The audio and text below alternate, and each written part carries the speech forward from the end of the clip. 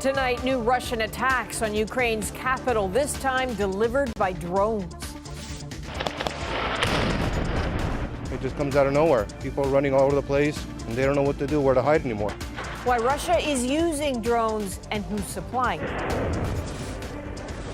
From name brand suppliers to grocery stores, who is to blame for the rising cost of food? I used to spend like $40 a week and then ended up becoming like $70 a week.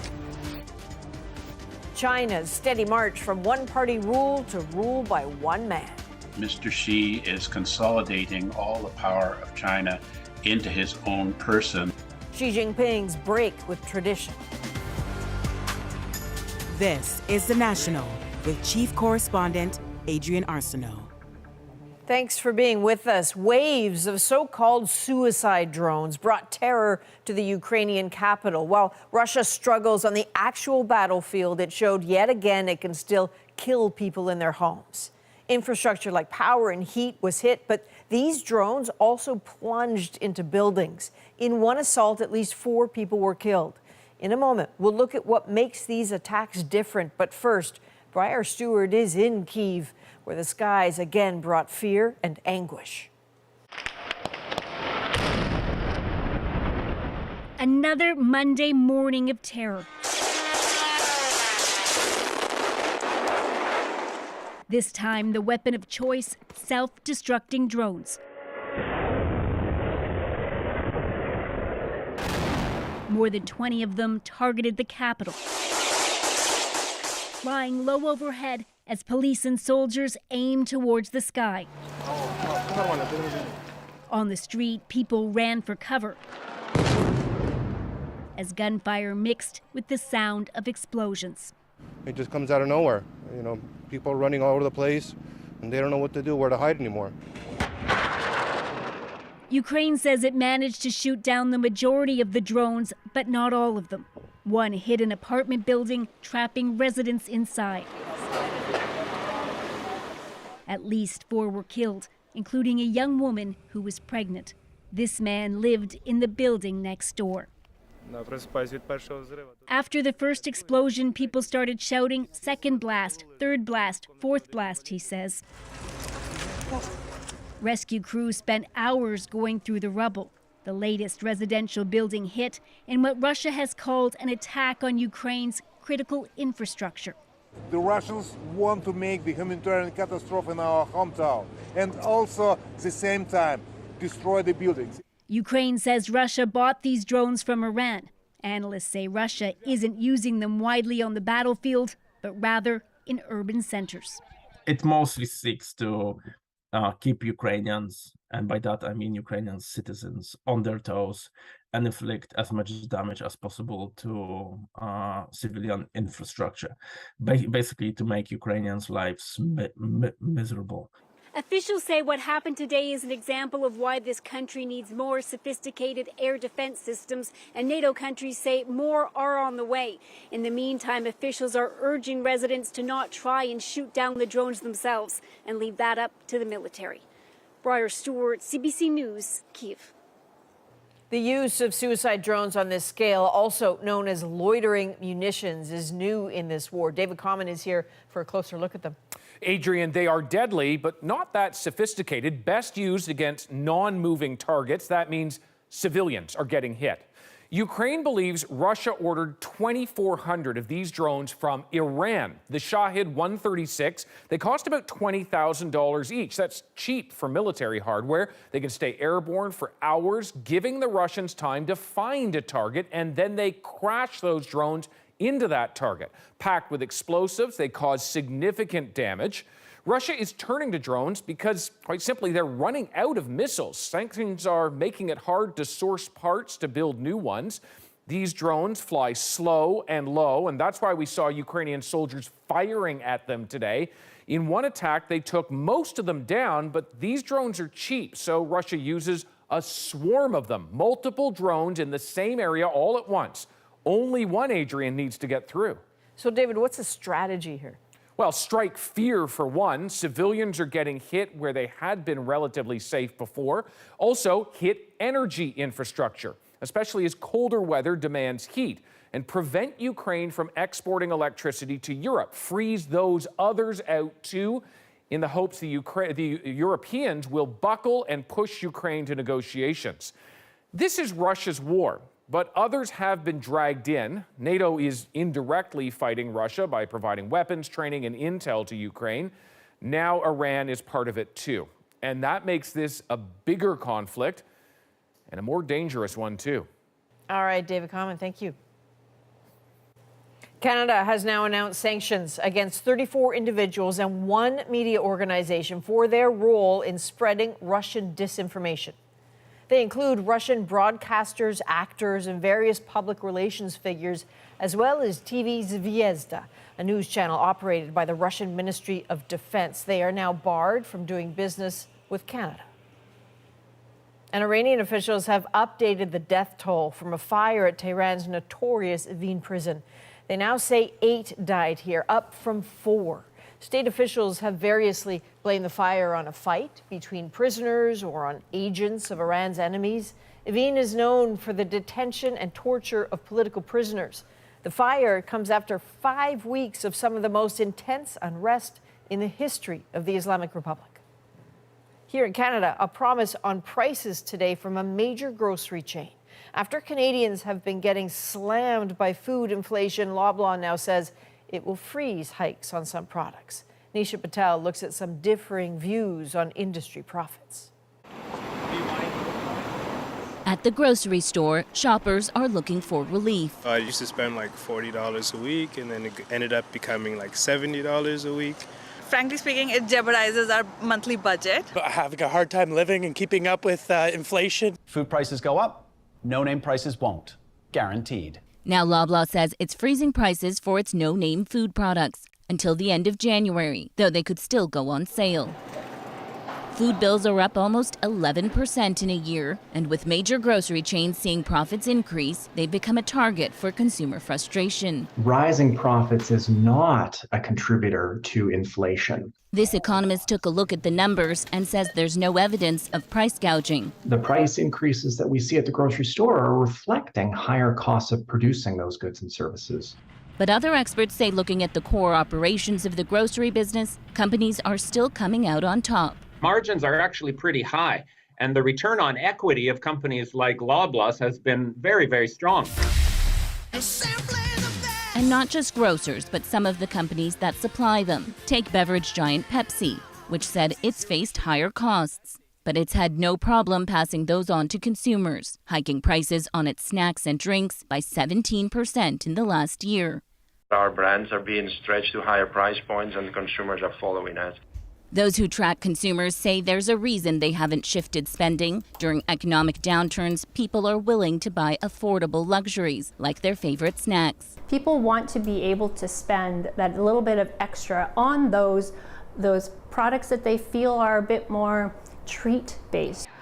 But at some point, stretched shoppers will start to push back, switching to cheaper generics, perhaps like the no-name brands at Loblaw's, though for some, the gesture comes too late. I think it's largely a symbolic measure. It will not have a dramatic impact on the overall grocery prices that Canadians pay. Nisha, could we see more of this sort of price freezing happening? Adrienne, Loblaw is the first Canadian grocer to do this, and it can freeze prices on its private label brand because it controls the supply chain from start to finish. Now, I just got an email from Metro, which says it is also freezing prices on its private label brand from November to February. No word whether any other Canadian competitors are going to follow suit. But one thing is for certain, the debate and the discussion over prices and profits is far from over. And the pressure's on. You bet. All right, Nisha Patel, thank you. You're welcome. There's been a delay in efforts by TELUS to add a new surcharge for customers who pay their bills by credit card. Canada's telecom regulator says it needs more time to review the company's application to add the fee, and it may not have a decision until December. TELUS says it needs the 1.5% surcharge to help cover processing costs. And a telecom giant from Finland is moving ahead with a major new Canadian project. Marina von Stackelberg shows us Nokia's plans for a research and development hub in Ottawa and why some say more investments just like this one are desperately needed. Nokia plans to pour $340 million into a facility to expand its wireless technologies. That includes research in cybersecurity, 5G networks, and artificial intelligence. Construction will finish in 4 years. This site, what we are talking about here, will be among the top 5 in the whole world for Nokia. All levels of government are chipping in a total of $72 million. Companies like Nokia keep investing in Canada because they know we have the talent and forward-looking vision that they're looking for. This technology is becoming essential in all aspects of life, not just in cell phones and computers, but for transportation, medicine, energy, and finance. We're thinking our R&D performance has fallen basically to the bottom of the OECD. This expert says Canada needs to do much more to ensure it has a stronger stake in technology. As Canada touts spending millions, the Chinese are spending hundreds of billions. This is an area that requires massive amounts of funding, and we just don't spend anywhere near enough. And it's essential Canada work with trusted companies, especially after it banned Chinese tech giant Huawei from its 5G networks earlier this year over spying concerns. Canada was the last of the Five Eyes countries to drop Huawei. Nokia will be a solid partner. Huawei we were pretty worried about. It also gives Canada the advantage that we can line up better with our partners because we can say, hey, we're going with the good guys, not the bad guys. Canada has long struggled with a brain drain of tech talent who go to school here and then work elsewhere. Nokia plans to create 340 new jobs to entice some of them to stay. Marina von Stackelberg, CBC News, Ottawa. An email sent days before convoy protesters arrived in Ottawa is shedding new light on what officials and police were told was coming their way. It was revealed at the inquiry into the government's use of the Emergencies Act. Rafi Boudjikanian shows us what was in that email. Ottawa police seemed to be caught off guard by the size and scope of the convoy protest that rolled into town last winter. Today, a public inquiry heard they were warned. Ottawa's city manager testified he got an email from a hotel group detailing what a protester told them. Basically that they will leave their trucks in place, chain them together, and attempt to block all access to the city. Not only that, he said protesters were looking for 10,000 hotel rooms for a month or more. This information received from the Hotels Association was passed on to the Ottawa Police Service. It was. This information was shared with Ottawa Police, I know that. This week's first witness to the Emergencies Act inquiry faced some tough questions as well. We understand that, though, for protests, the city does not require permits because that's an exercise of charter rights and freedoms, correct? One of the benefits of the permit, or the purpose of the permit, is to understand, even if it's a protest, what the plans are of the protesters so we can mitigate some of those effects in advance. But we can't force a protest group to buy a permit from the city. But for an event, That's right. You'll shut them down quickly. That's right. Do protests typically have fireworks? No. Or barbecues or hot tubs? No. They sound a bit more like an event. Would you agree with me, Mr. Kanellakos, those kinds of things?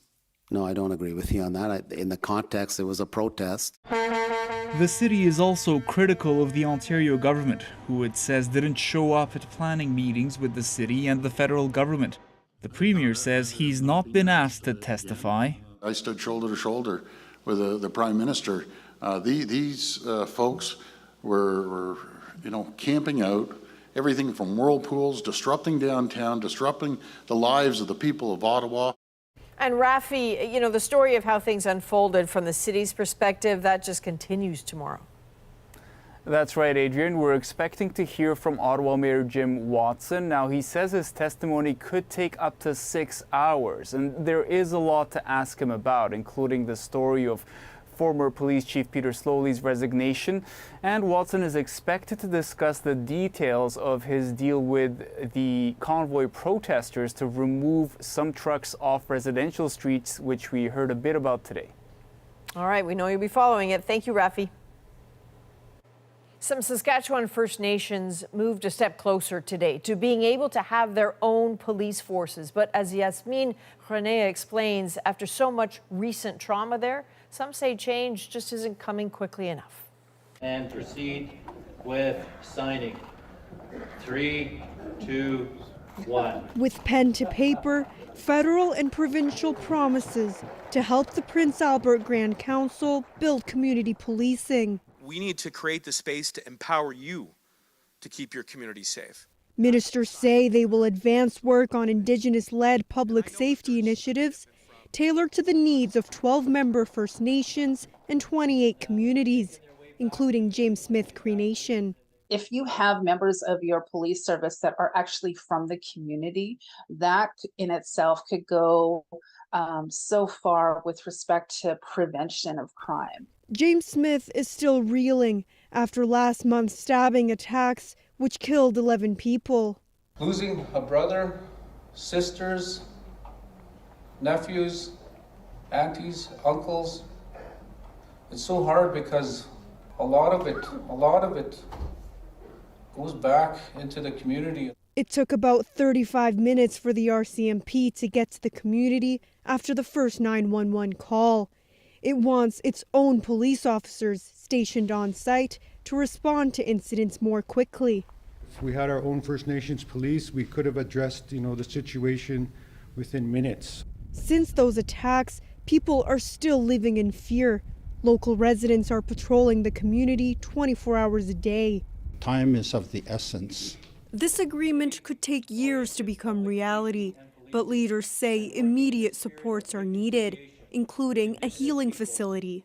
The federal government says it's going to introduce legislation this fall to make First Nations policing an essential service with long-term funding in place.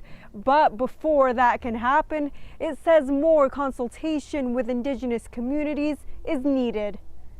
Yasmin Ghanea, CBC News, Prince Albert, Saskatchewan. A local emergency has been declared in the southwestern Ontario county of Essex over how long paramedics are waiting to offload patients at hospitals. It is preventing them from going to new calls. In all my years of working in EMS, and that counts 2 years dealing with COVID, I've never seen our local healthcare system in such a state of crisis. For a 3-hour stretch last week, Essex-Windsor EMS was in a code black, meaning there were no ambulances available for anyone in need. The service wants the province to create incentives for hospitals to offload quickly and to require them to triage those patients first. Well, it is mid-October, but wildfires are still burning in and around BC, polluting the air for millions of people. Southern parts of the province remain under an air quality advisory from the smoke caused by fires in BC and Washington state. It is not expected to improve until rain comes, and that's not happening until later this week. Newly elected members of Quebec's National Assembly are set to be sworn in this Friday, but not everyone is happy with the oath they must take. The leader of the Parti Québécois says he will not swear allegiance to King Charles III. As Alison Northcott explains, he may have to if he wants to sit. Je nie toute allégeance. In this video, well-known Quebecers are rejecting any allegiance to King Charles. Que je serai loyale à la nation québécoise. Swearing loyalty instead to the nation of Quebec. Musician Sébastien Ricard wants Quebec's elected officials to do the same. C'est de tourner le dos à la population. Otherwise, he says they're turning their backs on the population who elected them to pledge allegiance to a foreign monarch. As Quebec politicians prepare to be sworn in, there is renewed debate around their obligation to pledge allegiance to the monarch. It doesn't make sense. The leader of the sovereignist Parti Québécois doesn't want to take that oath. There's a legitimate and interesting conversation right now everywhere in our society. Across Quebec, there is a conversation right now on whether or not this makes sense and what we can do to change that. He's urging other parties to pass a motion to allow elected officials not to take the oath and still take their seat. In previous sessions, PQ members have pledged allegiance to the Queen, d'ici à ce que le Québec soit indépendant, but added the caveat until Quebec is independent. Fait en privé. In 2018, Quebec Solidaire members took their oaths behind closed doors. Premier François Legault says he too would prefer to swear allegiance only to the people of Quebec and end the obligation to take the oath to the King as well. Through a spokesperson, Legault said, when the National Assembly resumes, we can work with the opposition on how to make this change. This constitutional law expert says to do that, Quebec may seek to change the Constitution, like it did when it passed its controversial language law. There might be a wish from the government of Quebec to change the Canadian Constitution, as it did in Bill 96. The swearing-in ceremonies begin this week. Alison Northcott, CBC News, Montreal. Canadian companies are struggling to hire in the face of record retirements. Retirement, has that affected you guys much? You see the oncoming tsunami. So what are businesses doing to prepare?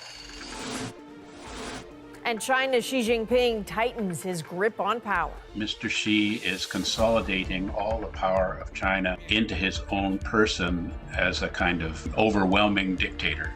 But are there cracks in his leadership? And one woman's remarkable recovery. Turns out I had a super stroke, that massive stroke. Her journey from a wheelchair to a racetrack. We're back in 2.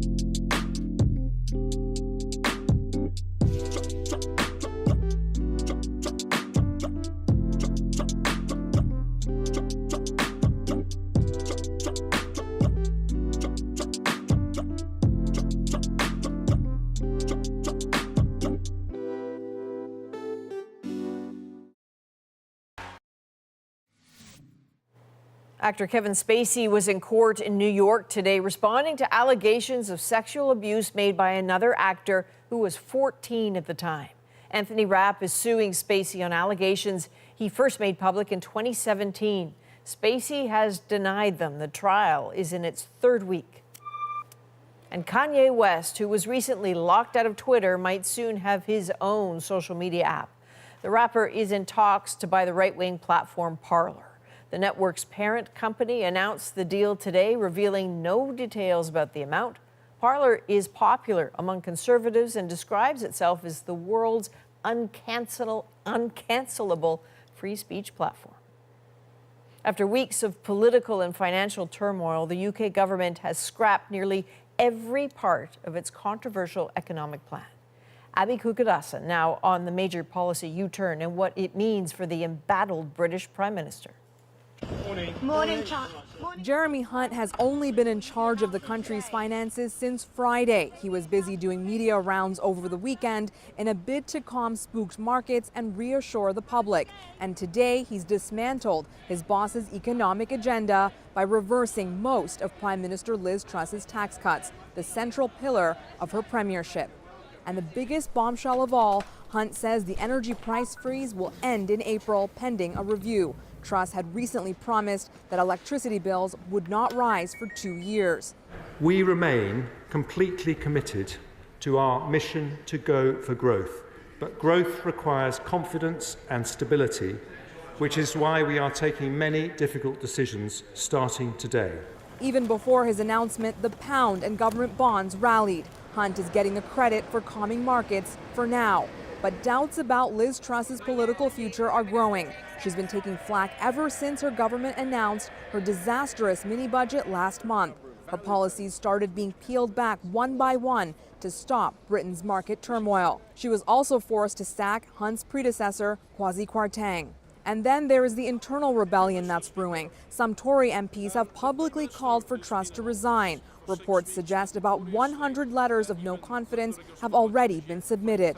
But the Conservatives can't seem to agree on what to do if they manage to oust her, bring back Boris Johnson, or look for another replacement, or give up and call a general election. That's what opposition leader Keir Starmer is demanding. I guess under this Tory government, everybody gets to be Prime Minister for 15 minutes. The country, Mr. Speaker, the country's in an economic crisis made in Downing Street because they've lost all credibility. There seems to be a real sense now that Liz Truss's days at number 10 are numbered. Abby Kwathas, CBC News, London. Despite the growing pressure tonight, Liz Truss insists she has no plans on leaving. Here's what she told the BBC. I am completely committed to delivering for this country, and that's why I'm in the job. And will you lead the Conservatives into the next general election? I will lead the Conservatives into the next general election. Truss also apologized and said she accepts responsibility for mistakes she made. She said those mistakes have now been fixed. Meanwhile, there are no questions about who will remain in power in China.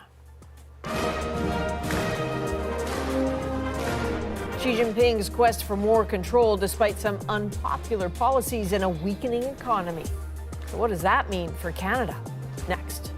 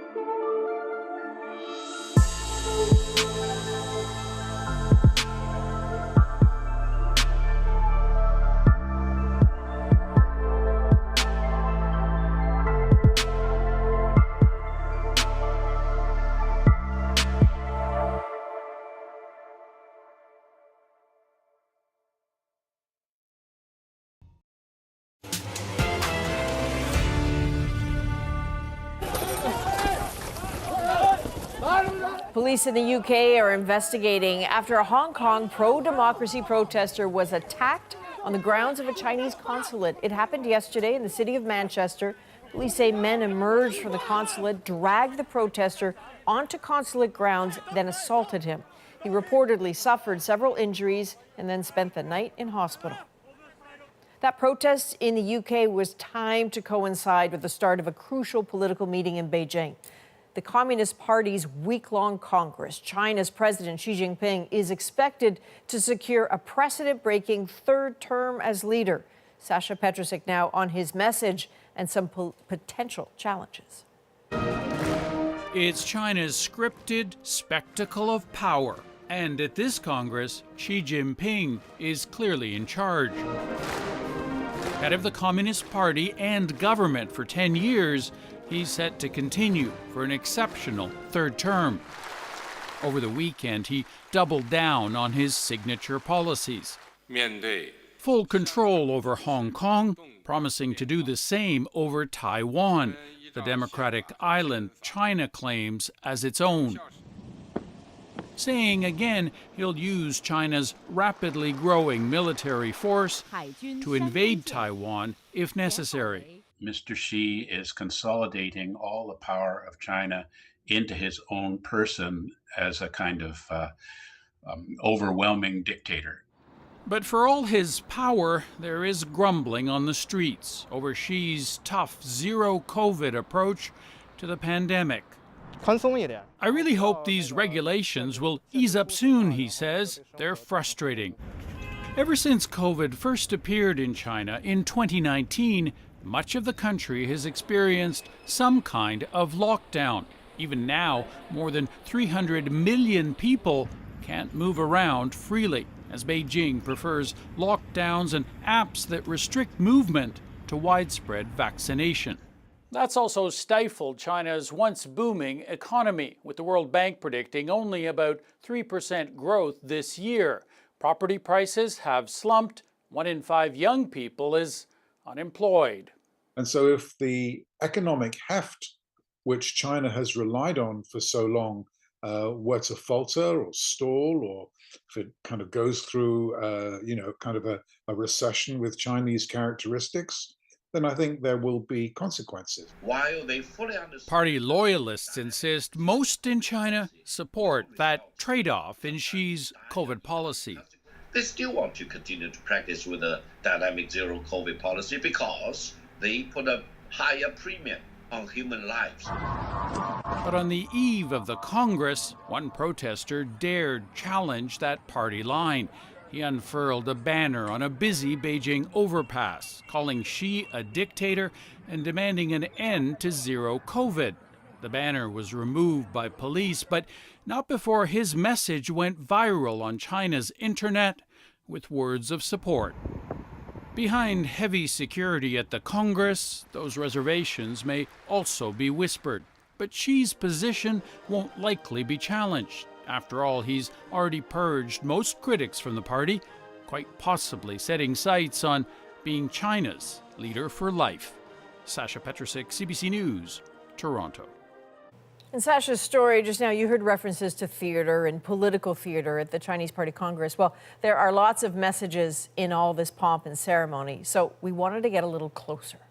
Look at who's on the stage, a place reserved for the most important in Xi Jinping's circle. This man, Zhang Gaoli, right in the front row, accused of sexual assault by Chinese tennis star Peng Shuai. That allegation initially kicked off a Chinese Me Too movement.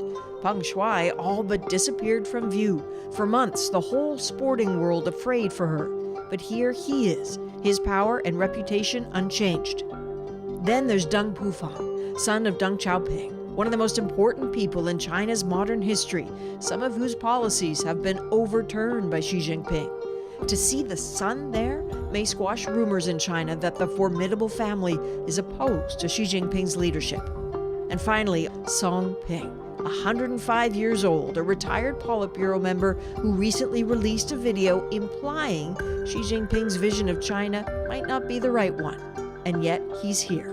The message their presence appears to send, they are now in line. Xi Jinping's China is the only China. And so what does that solidified power mean for the rest of the world? What does it mean for Canada? Victor Xi is an expert in China's financial policies, which makes him perfectly positioned for this question. So Victor, thank you for being with us. Let's talk about what Canada needs to pay attention to. So today, China was supposed to release its national economic data. It didn't. It says it will delay it indefinitely. What message does that send to the rest of the world? Thanks for having me. Yeah, indeed, it's not really a good sign. China is the second largest economy in the world. It has the world. It is the world's largest trading country. It has a reputation of having a very competent bureaucracy. So for the bureaucracy to not announce a standard set of figures like GDP growth, that is really surprising. The only conclusion that one can get is that likely the numbers are not good. And since China is having a party congress right now, the authorities likely decided that these bad numbers would be inconsistent with the celebratory mood of the party congress, and therefore decided not to announce these numbers. So, but you know, of course, the world can guess what's happening, and the news likely is not very good. So, I mean, a lot of Canada's connection to China has been an economic one. You know, this country has a trade surplus in agriculture, for example. But when China is prioritizing security and state-run enterprises, as we heard in Xi Jinping's speech, what does that mean for Canada? So I think for commodities trade, likely, you know, that will go ahead as normal, unless, you know, of course, China were to impose additional sanctions on Canada, which it has done in the past, of course. But, you know, for kind of joint ventures between Canadian and Chinese firms, that may have to go through additional red tape, perhaps on both sides, you know, certainly on the Chinese side and potentially on the Canadian side. But the slowing economy overall, of course, means that consumer demand is going to be weaker in China, and that there's just going to be weaker economic activities in China, which will directly affect Canada. And I suppose, briefly, you know, a lot of people have pinned hopes on this COVID-0 policy ending. It's not. What's the effect of that? This policy is not going to change overnight. It's not going to change in the foreseeable future. So that means in terms of short-term tourism in both directions, you know, both people from North America going to China and Chinese tourists coming to North America, that's really not going to resume in the foreseeable future. They're not going to spend all this money that they used to spend in North America. Fortunately for us in education, the students who are staying for the longer term, they continue to come. But zero COVID also will slow down economic growth in China, because Chinese cities will see a whole series of rolling lockdowns in the foreseeable future. It goes on. All right, Victor Shi, thank you for joining us. Thank you. Across Canada, baby boomers are leaving the workforce in droves, but some companies are trying to lure them back. We see it as a big opportunity, and the number of baby boomers retiring right now is pretty significant. How companies are trying to deal with mass retirements amid labor shortages. Next.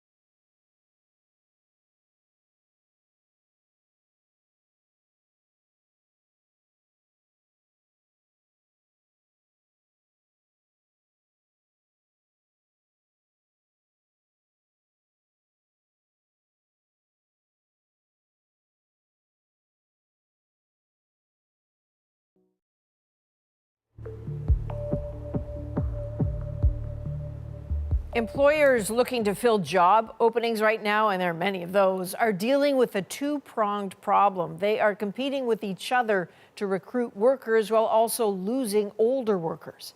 As Joanna Miliota shows us, a wave of retirements has some companies bracing and one seeing opportunity. So right now, we're in the west filter area. There's 10 filters on each side. These ones were installed in the 1930s. Gord Mitchell runs the City of Toronto's largest water treatment plant. With labor shortages these days, keeping it running is always top of mind. how critical is it to make sure that this place is always staffed? It's absolutely critical. We can't function without our staff. Our plant runs 24/7. You know, we really have to maintain our service to the City of Toronto for fire protection, for public health, for all the reasons that people enjoy our clean drinking water. Workers here and in every field are in huge demand. So for the first time ever, Toronto Water recently ran a recruitment drive. Come join Toronto Water.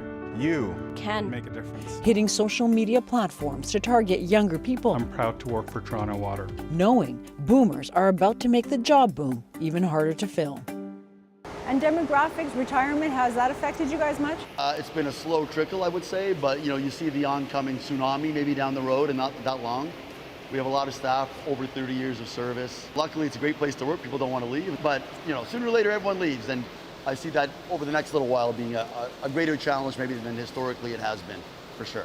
Mitchell might be worried about workers about to leave, but the statistics show hundreds of thousands have already left. How much of a role do demographics play in the labor shortage that we're seeing? Robert Kavcik is a senior economist with the Bank of Montreal. I would say demographics are the single biggest factor. We're losing probably about 300,000 people per year right now just to retirement or near retirement.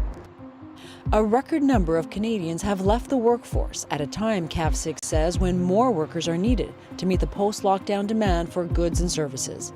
Regardless of the age cohort, participation in Canada is pretty much back to where it was pre-COVID, if not higher, across every age category. So it's not a case of people not wanting to work. People are back to work, participation is back, employment has fully recovered.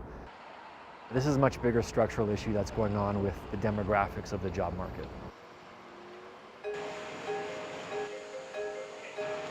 We are now going to go to part of our expansion manufacturing facility.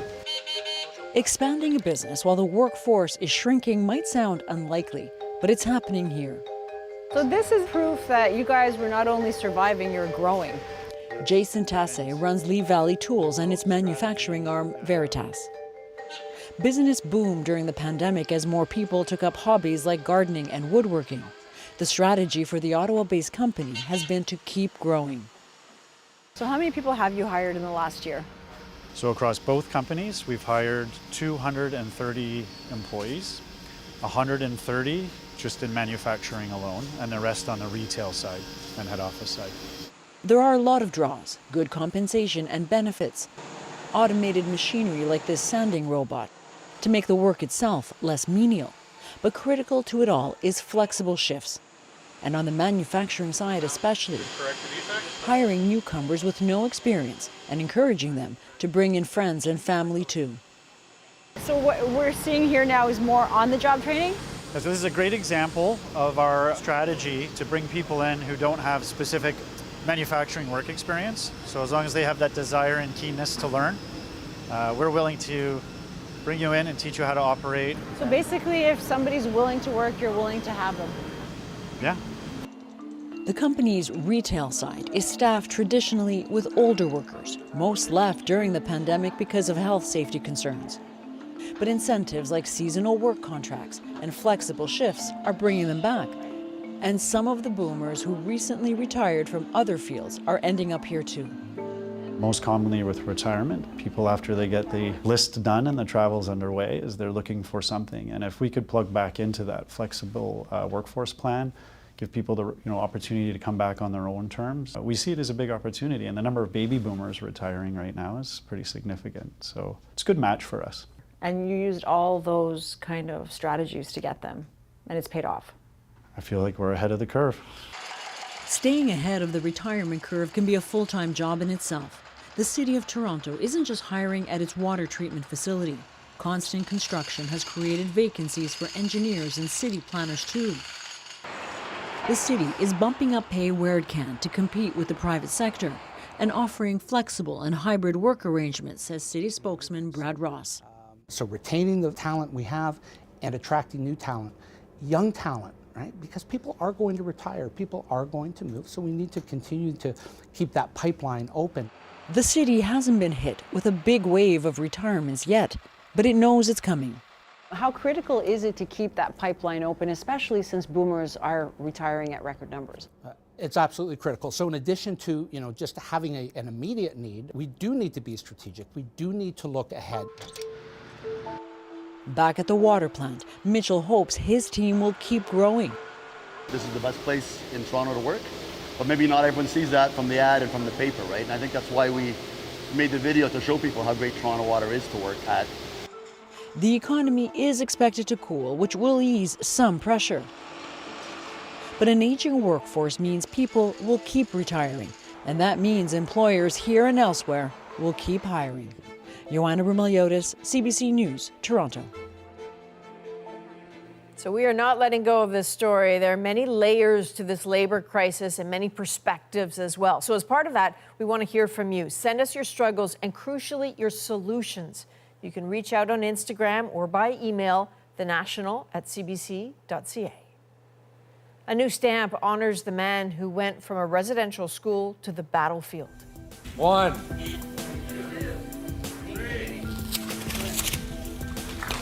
Celebrating one of the most decorated Indigenous war heroes, and It's long, long, long road that still isn't over. a stroke nearly ended her life, but her determination rebuilt it. In our moment.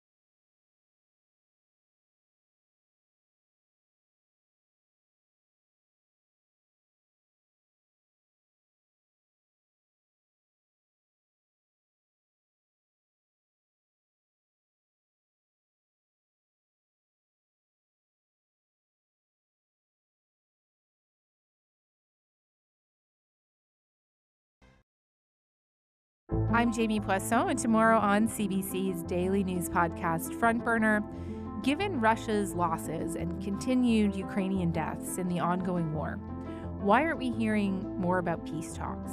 Subscribe wherever you get your podcasts.